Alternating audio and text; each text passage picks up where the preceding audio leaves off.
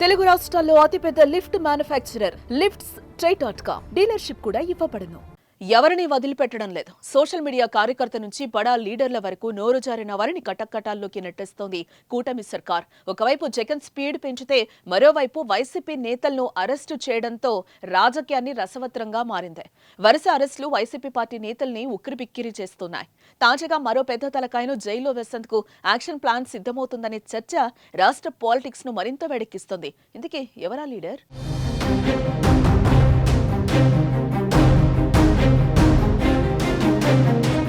YCP నేతల అరెస్టుల పర్వం ఆ పార్టీ నేతలను భయపెడుతోంది. బయటకొచ్చి గట్టిగా మాట్లాడితే ఎక్కడ కేసు నమోదు చేస్తారని గుబులు వారిలో కనిపిస్తోంది. ఎన్నికల ప్రచారంలో వైసీపీ నేతలు చేసిన అక్రమాలను, మాట్లాడిన మాటలను గుర్తుపెట్టుకుంటామని, రాసి కూడా పెట్టుకుంటామని చెప్పిన టీడీపీ వాటిని బయటకు తీస్తోంది. ఒక్కొక్కరిని అరెస్టు చేస్తోంది. చంద్రబాబు సర్కార్ అధికారంలోకి వచ్చాక ముందుగా సోషల్ మీడియా యాక్టివిస్టుల కేసులు నమోదవగా ఆ తర్వాత మాజీ ఎంపీ నందిగం సురేష్, పిన్నెల్లి లాంటి వారి మీద కేసులు పడ్డాయి. వారు జైలు ఊచలు లెక్కపెట్టి బయటకు వచ్చారు.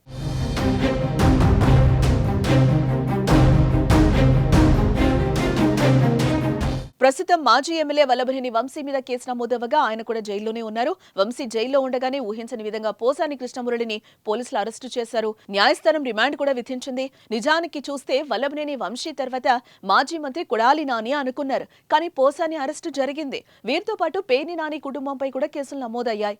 వైసీపీ మాజీ ఎంపీ గోరింట్ల మాధవ్ కూడా నోటీసులు ఇచ్చారు.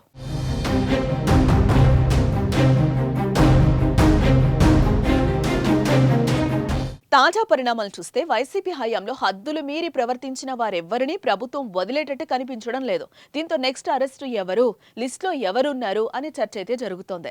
ఈ నేపథ్యంలో నెక్స్ట్ వైసీపీ పార్టీని కుదిపేసే అరెస్టు ఉంటుందని చర్చ అయితే సాగుతోంది. ఆ పార్టీలో రెడ్డి సామాజిక వర్గానికి చెందిన ఆ బడా లీడర్ అరెస్టుకు ముహూర్తం కూడా రెడీ అయింది అని అంటున్నారు.